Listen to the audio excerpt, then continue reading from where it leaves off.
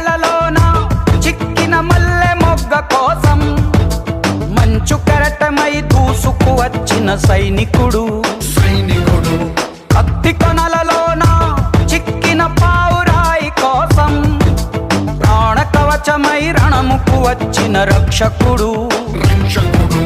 గుండె లోతులో తెగిన గాయమై తగువు న్యాయమై వచ్చాడు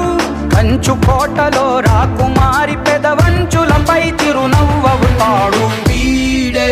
వీడే నీ తక్షణ రక్షణ లక్ష్యకుడే వీడే వీడే నీ లక్షల సైన్య